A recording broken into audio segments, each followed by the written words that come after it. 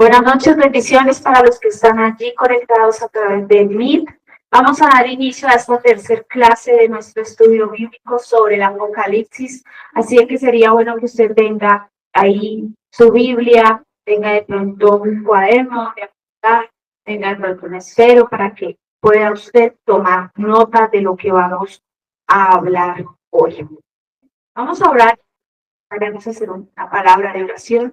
Y así vamos a dar inicio a este tiempo. Padre Celestial, Espíritu Santo de Dios, damos gracias a ti, Señor, oh Dios, por tu presencia, por permitirnos aprender una vez más, Señor, cada cosa que tú quieres enseñarnos, impartirnos, Padre precioso, que tú quieres ministrar a nuestras vidas, Espíritu Santo. Damos gracias porque tú eres bueno, poderoso y soberano, Dios eterno, y siempre estás presente en medio de los tiempos que tenemos para darle gloria y honra a aquel que es digno de recibirla. Gracias, Señor Jesús. Espíritu Santo, asístenos en esta hora. Amén y amén. Y yo le invito a usted a que vayamos a la Biblia, al libro de Apocalipsis, capítulo 2. Y antes de dar inicio, quiero darle un poquito de introducción al capítulo 2, y es que vimos en el capítulo 1 todo el tema vimos el bimá de Cristo, vimos que el Señor se le revela a Juan, le habla de un mensaje específico, hablamos de la primera venida, la segunda venida, el bimá de Cristo, también hablamos de tres claves para interpretar el libro del Apocalipsis, y una es lo que dice el capítulo 1 del versículo 19, lo que has visto, las cosas que son y las que han de suceder. Estaba hablando de pasado, presente y futuro. En el capítulo 1 vemos el presente. Dios está hablándole a Juan de qué es lo que va a mostrar. En el capítulo 2 y 3 habla el mensaje a las iglesias, y del 3 en adelante es la parte de lo que será después. Por eso el Señor le dice a Juan que escriba todo lo que ve, y algunas cosas el Señor le dice, reténlas para ti, no las escribas. Y también encontramos allí, y esto es algo que quiero darles antes de adentrarnos en lo que es el capítulo 2 del libro de Apocalipsis y la primera iglesia, la iglesia de Éfeso. Todo el Antiguo Testamento fue escrito en hebreo. Solo del capítulo 2 al capítulo 7 del libro de Daniel fue escrito en arameo, que era la lengua oficial en Babilonia. Y el Nuevo Testamento fue escrito en griego, y el griego tiene un lenguaje también igual que el hebreo numérico. Siempre les he explicado la gematría bíblica, y el griego también tiene gematría, por así decirlo, numérica. El número, la X es el número 10, la B, la V es el número 5, las dos X es el 20, la X, el palito, y la X es el 19, y en el griego se llama escritura koine. ¿Amén? Quiero que usted se retenga esto para que lo tenga presente, porque tal vez mucho más adelante lo vayamos a ver más a profundidad.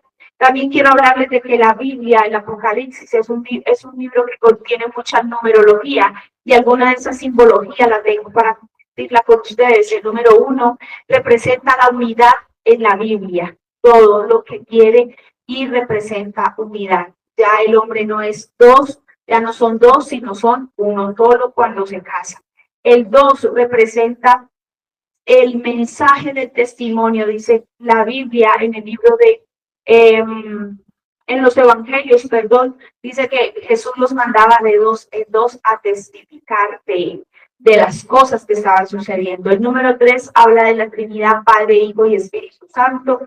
El número 6 representa el número de Satanás, número de hombre, y número de Satanás, que representa al hombre elevándose a Dios, 666.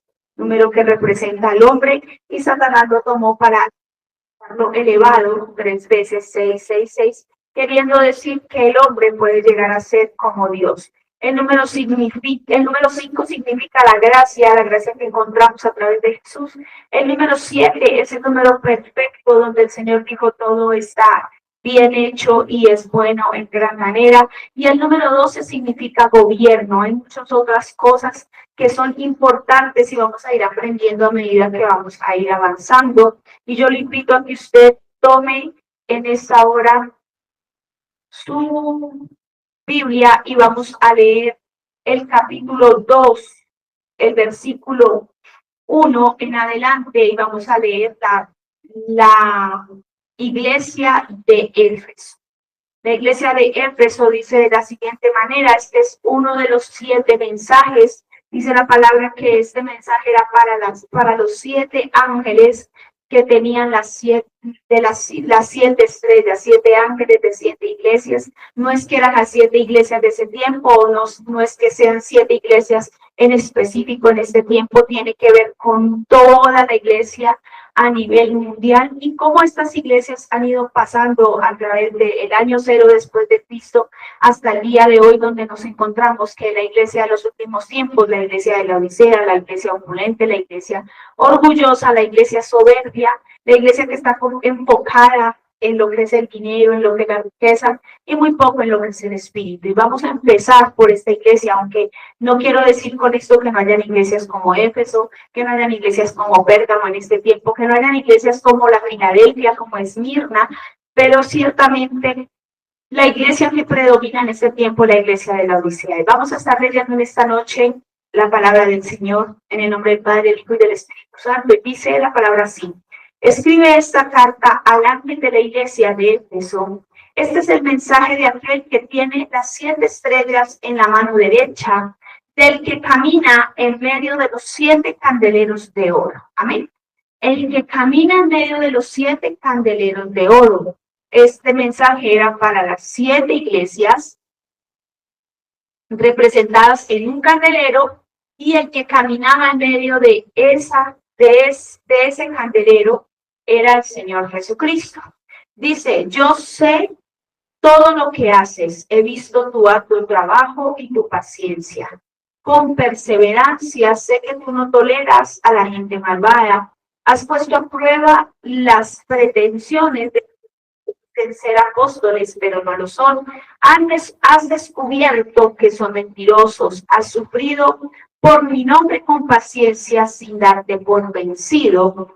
Pero tengo una queja en tu contra. No me amas a mí, ni se aman entre ustedes como al principio.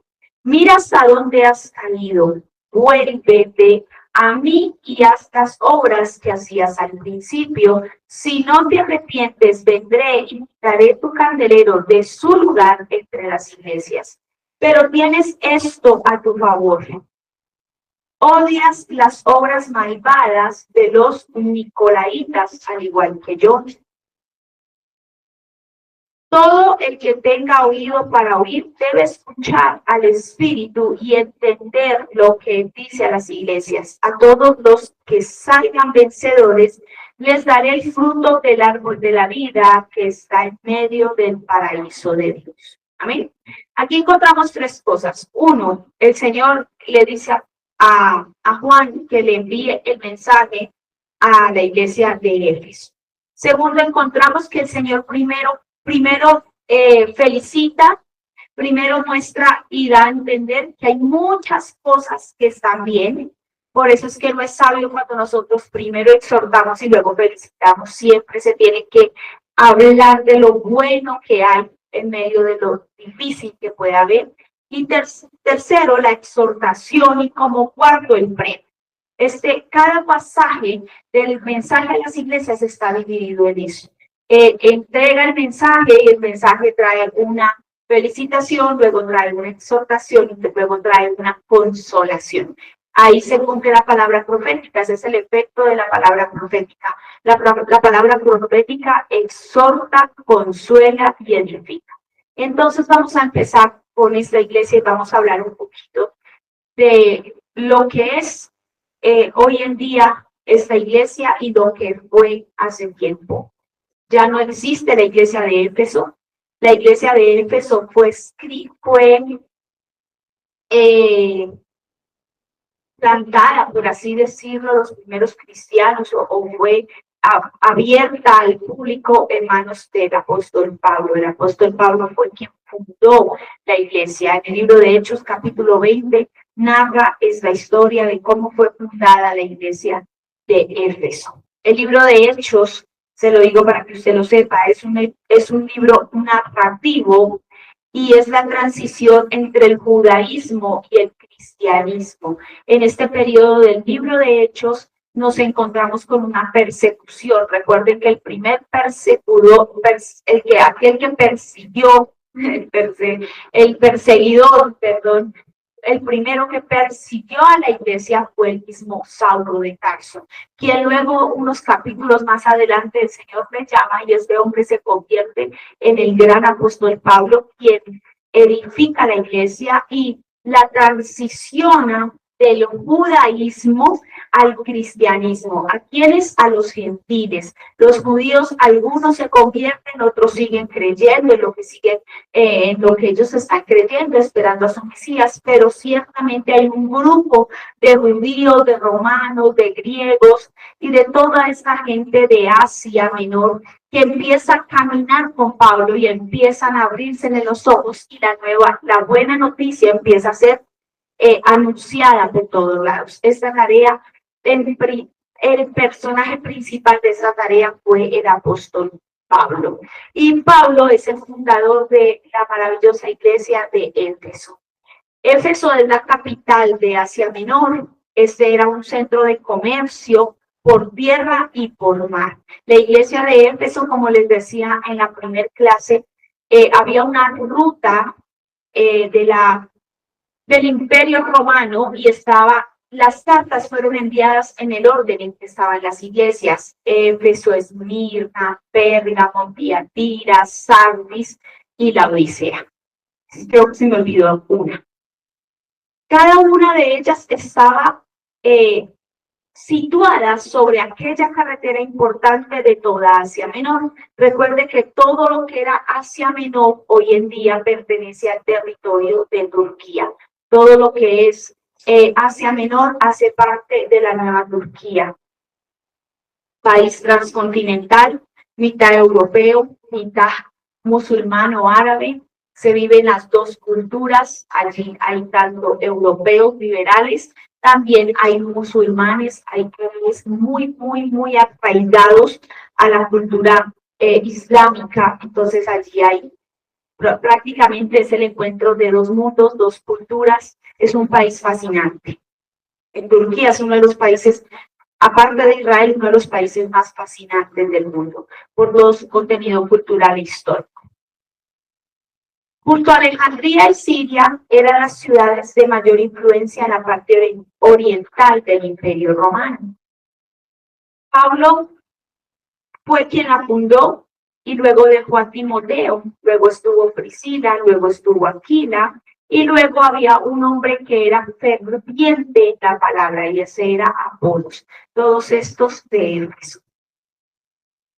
Éfeso significa deseo ardiente. Éfeso era una ciudad importante en lo religioso, lo económico y lo cultural.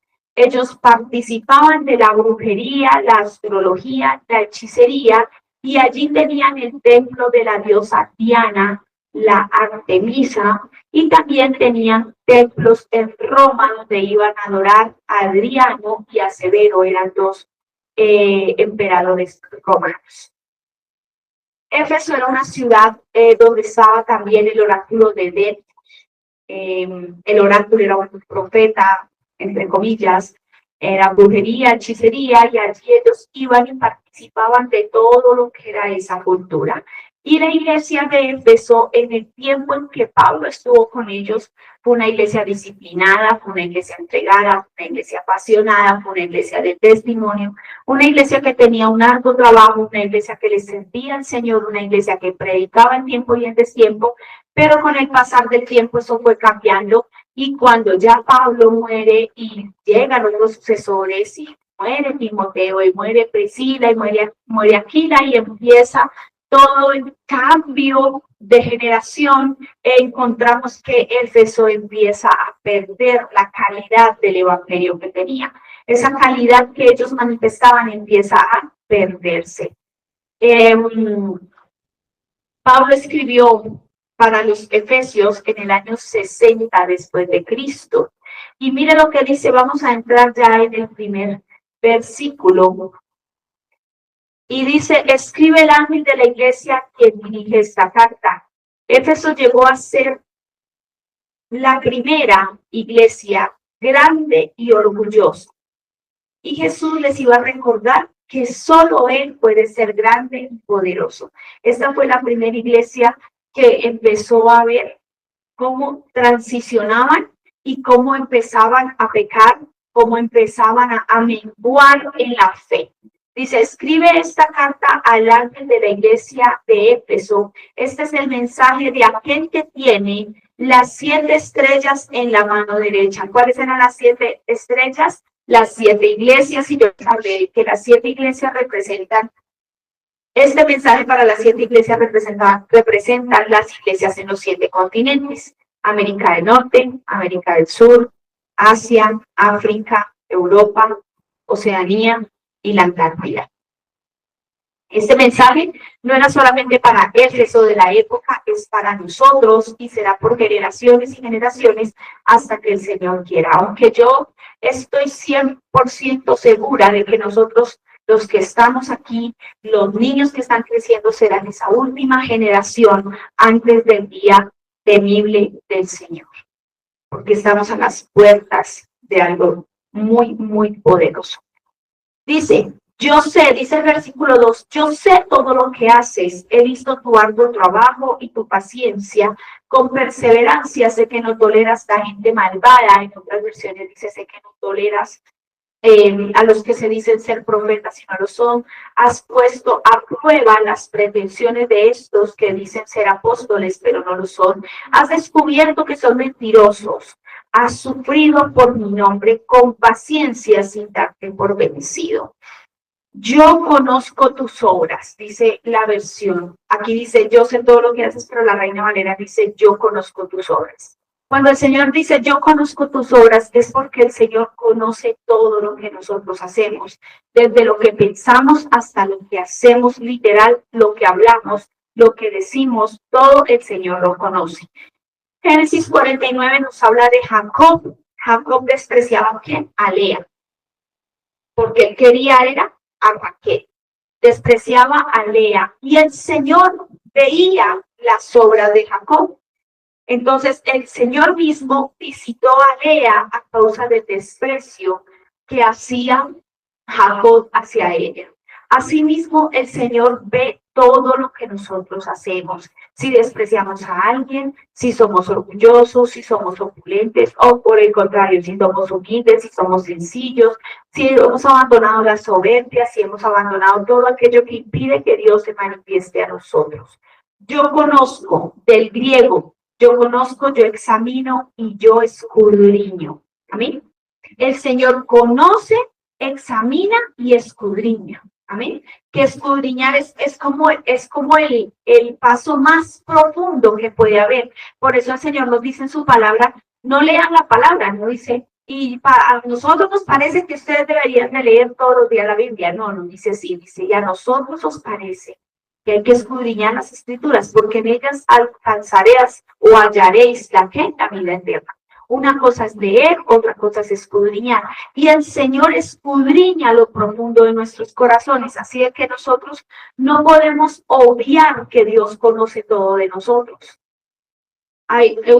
Yo me acuerdo que de niña a mí me daba miedo con ese muñeco Chucky y Freddy Krueger. Mi mamá veía sus programas. Y a mí me generaba mucho miedo. Entonces, yo siempre decía, para que ellos no me encuentren, yo me puedo meter debajo de las cobijas. Es mentira, porque son espíritus. Y donde sea que uno se esconda, lo van a encontrar. Bien sea la luz o bien sea las tinieblas. Amén. Desde que uno no esté guardado por la sangre de Cristo, las tinieblas te van a encontrar, así que arrojes con las cobijas más pesadas. Amén. Con las 4 tigres, no, eso no funciona. Ahí no te encontrarán. Aquí hay unas cobijas que le llamaban las 4 tigres. Tenían unos tigres y eran muy, muy pesados.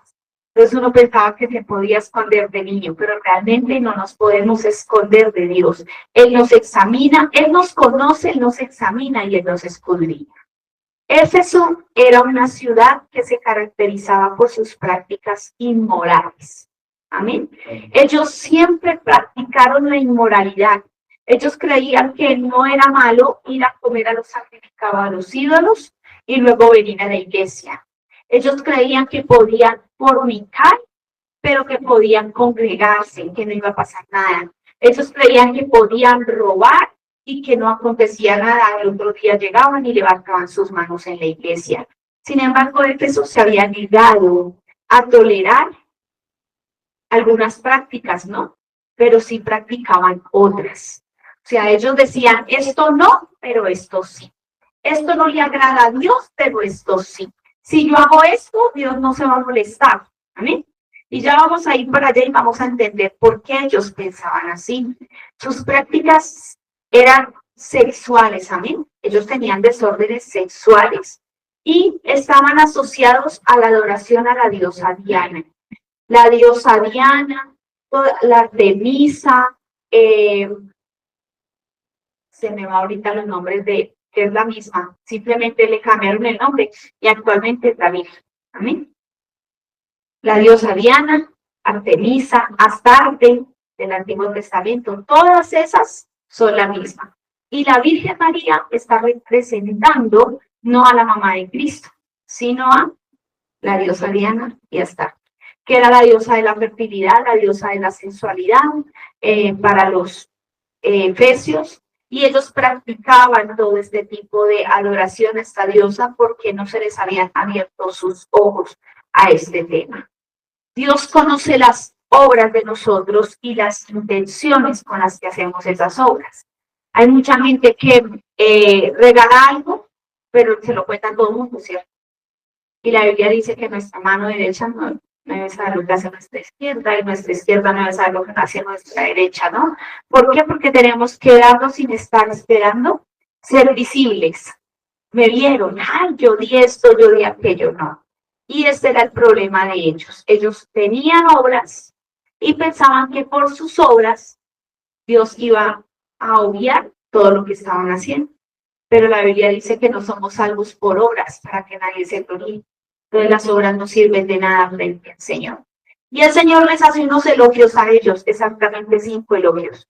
Les dice, ustedes tienen un arduo trabajo, tienen paciencia, tienen sufrimiento paciente, resisten el pecado y examinan cuidadosamente. Amén. Ellos tenían algo que era resistencia al pecado, practicaban cosas que no debían, pero tenían aún así resistencia al pecado. Tenían paciencia, tenían arduo trabajo. Esta podríamos decir que la iglesia del siglo XIX, ¿cierto? Donde salían con los megáfonos todos los lados a evangelizar y a predicar y a golpear de puerta en puerta tipo testigo de Jehová. Yo lo viví. Pero en realidad, muchas de esas cosas que se hacían no daban fruto. Porque hacían que un arduo trabajo, pero tal vez Dios no estaba en medio de ese trabajo. Porque salían con el megáfono y era tipo mensaje Juan el Bautista. Arrepiéntase porque se van a ir al infierno, porque les va a caer una plaga, todo el que no se arrepiente, mejor dicho, eso era una amenazadera. O sea, más que predicar del evangelio, era una amenazadera de que o se va al cielo o se va al infierno. Nunca había un mensaje de amor, por lo general se predicaba de una manera ruda, fuerte, y hacía que la gente más bien quisiera estar lejos de la iglesia, porque pensaban, pues si yo voy a ir a la iglesia y me va a pasar todo esto, yo mejor no voy a la iglesia. Entonces ese era el mensaje del siglo XIX y el siglo XX sobre todo también. El siglo XIX no lo vimos, el siglo XX sí. No, sí, el siglo XIX, el siglo XX, estamos en el siglo XXI. El 20 y el 21. El 19 no, yo sería por allá de William Seymour, Matusalén. No tengo los años de Matusalén. Entonces, imagínense esta iglesia haciendo todos los esfuerzos por realizar un trabajo en el cual muchas veces Dios no está. Amén. Así estaba la iglesia de Éfeso. Tenían que paciencia. Y esa es una de las cosas que a nosotros, los cristianos de esta actualidad, nos falta. ¿Por qué? Porque nosotros estamos así. Nosotros vamos al 100, mientras que la gente de antes era más tranquila. No había celular, entonces la gente se iba y no se sabía si hasta en la tarde cómo le había ido, qué le pasó, cómo le fue, ¿cierto? Ahora uno llama, pero no me contesta, ¿será que le pasó algo? Y sigue insistiendo hasta obtener ¿qué? Una respuesta, porque queremos todo así, rápido. Dice que resistían al pecado y que examinaban cuidadosamente a los falsos apóstoles. Todos los esfuerzos que nosotros hacemos en Dios deben ir acompañados de amor por Jesucristo y por el prójimo. Porque el Señor les dice, pero ustedes no me aman a mí. Aquí en el verso 4 dice, pero tengo una queja contra ustedes. No me aman a mí, ni se aman entre ustedes como al principio. O sea, esta iglesia hacía muchas cosas y se ponían de acuerdo para hacer muchas cosas, pero no amaban al Señor en realidad. Y segundo, no amaban al prójimo. O sea, dentro de la iglesia no había amor. Habían solo obras. Vamos a repartir el mercado, vamos a evangelizar, vamos a dar el tratado, vamos a hacer el refrigerio, lo vamos a regalar, vamos a visitar el que no tiene comida, le vamos a llevar mercado, pero no se amaban entre ellos. Yo creo que entre ellos pasaban por el lado y se miraban. Yo creo que se miraban la ropa. Uy, hoy trajo una túnica nueva a ese. ¿De dónde sacaría para comprarla? Estaban en pleito entre ellos. Y el Señor les dice, ustedes no me aman ni se aman. Y yo quería escuchar a alguien y eso tocó mi corazón. Esta chica decía, tenemos que examinarnos no de la manera de que si nosotros, ¿cómo lo explico para que me entiendan? Ella decía, a nosotros nos enseñaron a amar a Dios, pero en realidad nosotros amamos a Dios. O sea, una cosa es que me enseñaron a amar a Dios porque voy al culto, porque oro, porque canto, porque leo la Biblia. Pero otras, en realidad, si no me hubiesen enseñado esa liturgia, yo amaría a Dios. O sea, yo amo a Dios. Y yo me quedé meditando en eso y yo pensaba, ¿será que en realidad puede que en la vida de uno sea eso? Aunque yo estoy segura de que amo al Señor, pero me examiné y pensé, ¿será que yo sí amo a Dios de verdad? Si el Señor me dijera, haz X cosa que sea fuerte para mí, ¿será que yo soy capaz de hacerla? Porque eso es el amor. El amor es hacer algo que tú no quieres, porque alguien a quien tú amas te lo está pidiendo.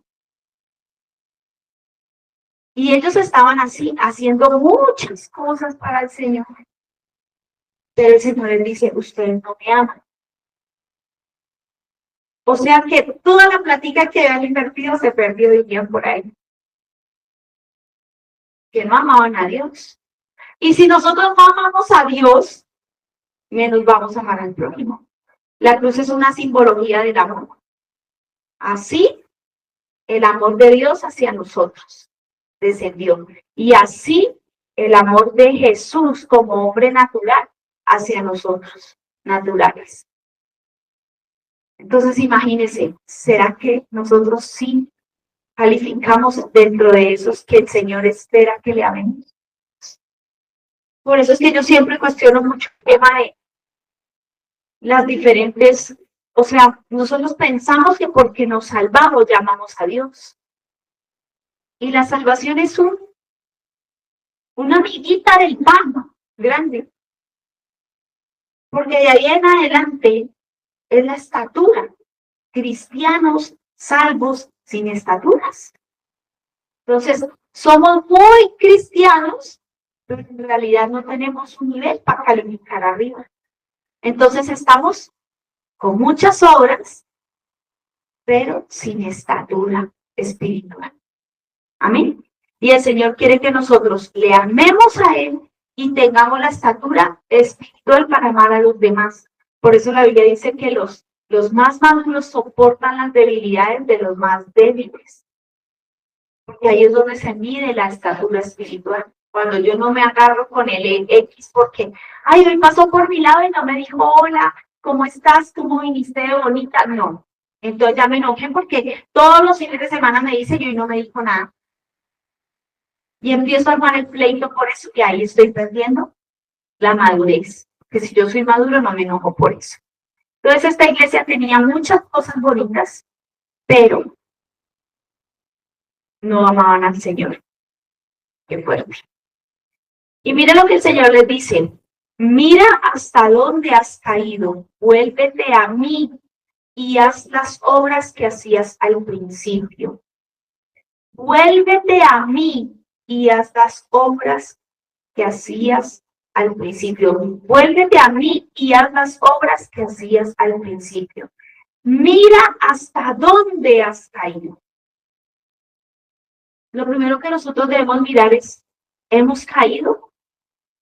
Tal vez hemos perdido la pasión. Estaba escuchando un documental esta tarde y decían que el mayor problema de la iglesia de este siglo es que no le gusta leer la Biblia. Y como no leemos la Biblia, pues no tenemos interpretación. Por eso hay tanto desorden muchas veces en la iglesia, porque a la gente no le gusta leer la Biblia, no le gusta escudriñarla. Y si no conocemos este libro, pues no vamos a saber nada. Y entonces ahí el Señor dice, mira de hasta dónde has caído. ¿Por qué? Porque cuando nosotros no buscamos la palabra, la iglesia de Éfeso dejó de buscar la palabra por hacer obras y perdió ¿qué? Perdió la unción, perdió la unidad, perdió el amor, que es más importante tener amor que tener paciencia. Yo lo veo de esa manera, la paciencia se adquiere con el amor. Pero sin amor no sirve de nada. Sin amor la Biblia dice en 1 Corintios 13 que somos címbalo que retiñe, metal que resuena, o sea, no servimos para nada. Entonces imagínense, esta iglesia tenía dos cosas. Una, muchas obras, y la segunda, poco amor, o nada de amor. Mira hasta dónde has caído.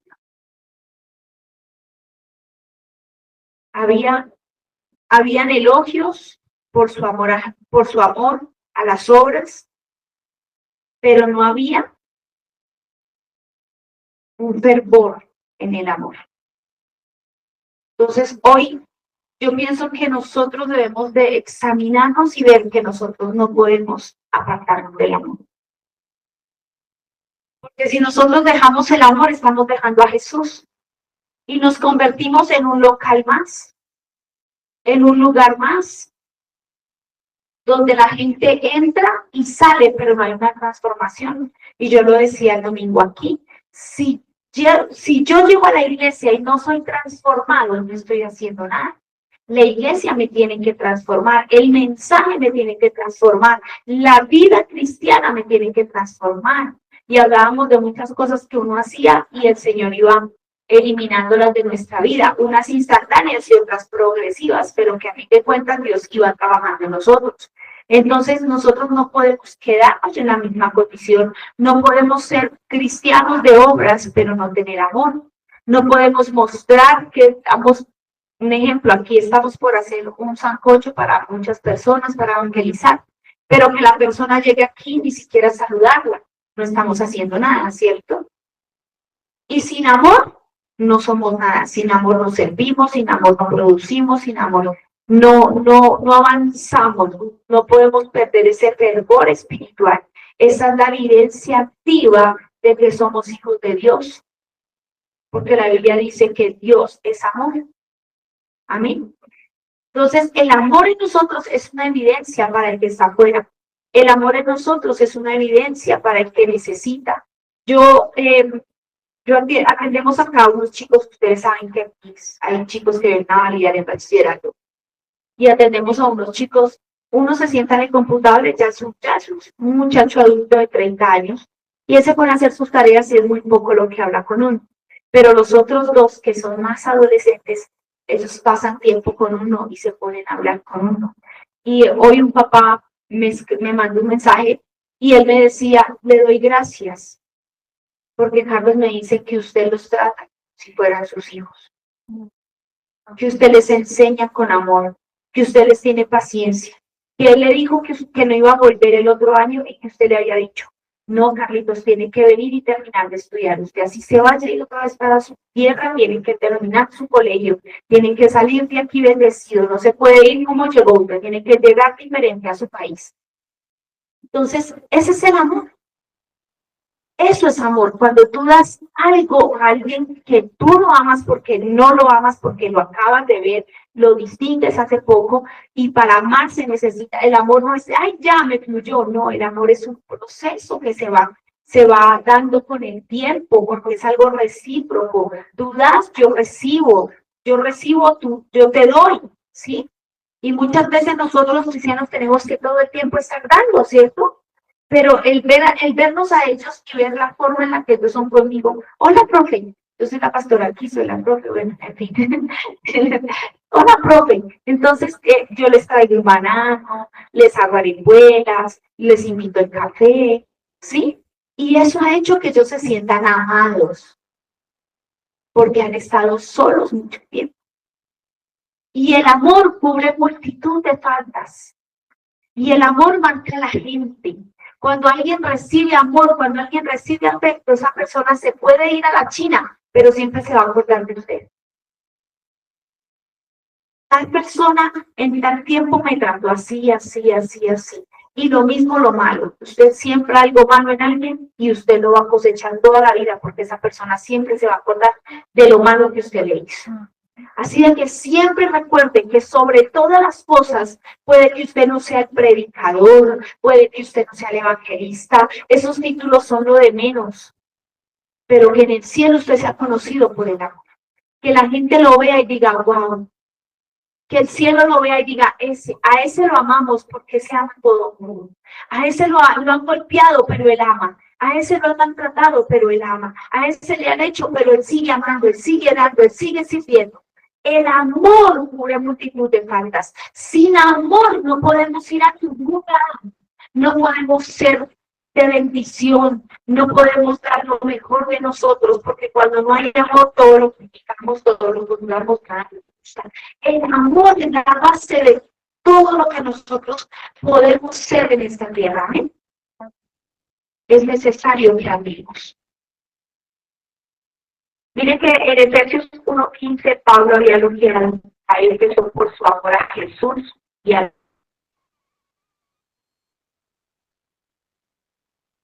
los demás. Qué tremendo, ¿no? En el libro de Efesios, en el capítulo 1, versículo 15, Pablo los elogia porque era gente que amaba a Jesús y amaba a los demás. Y tiempo después, el Señor nos reprende. Porque le dice,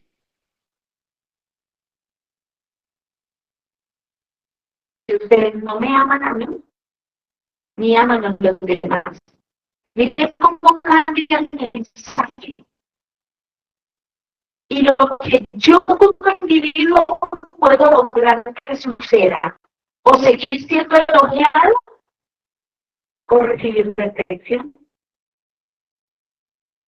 El mensaje de Pablo era que ellos eran una iglesia que amaban al Señor, una iglesia que amaba a los demás. Y el mensaje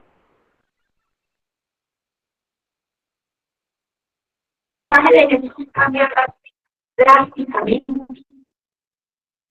Ustedes no me aman a mí, ni aman al pueblo. Que aunque ya habían pasado varias generaciones, y esas generaciones habían perdido, ¿qué? El amor. Y hacían todo para que los vieran. ¿Saben qué me impactó mucho escuchar a Lily Bunman? Yo no sé cómo voy del tiempo, porque no sé.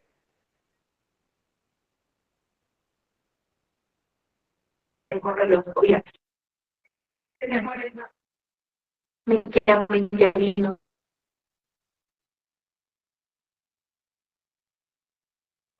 Voy rápido. Lily Bunman decía, todo lo que se veía en los altares hoy en día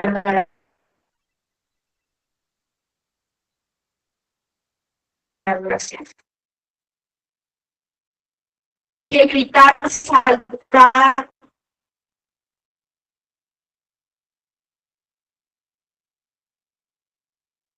no quería decir nada.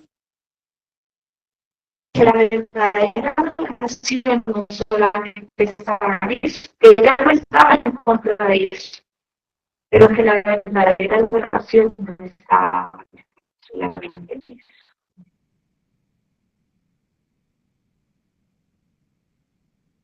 La verdadera adoración estaba basada en el servicio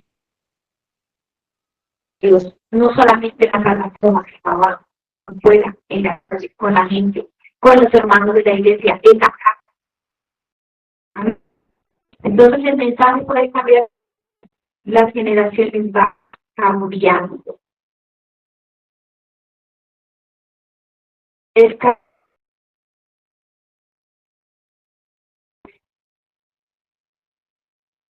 yo no escuché, estamos en Apocalipsis 2, versículo 1, estamos viendo el mensaje de la iglesia de Israel. Apocalipsis 1:13, que está en medio de los candeleros. Los 7 candeleros son las 7 iglesias y las 7 estrellas son los 7 ángeles. ¿Saben? Ese mensaje con las iglesias, todo ese mensaje va a pasar. No es que esto fue para que hoy en día están las ruinas de ese mensaje era para la iglesia del siglo XIX, para la iglesia del siglo XX, para la iglesia del siglo XXI y para el siglo XX. Amén. De las iglesias del Apocalipsis hacia el arrepentimiento. Porque hubieron ya la iglesia de Filadelfia. Otras 5 exhortadas aquí a la. Y miren, aquí el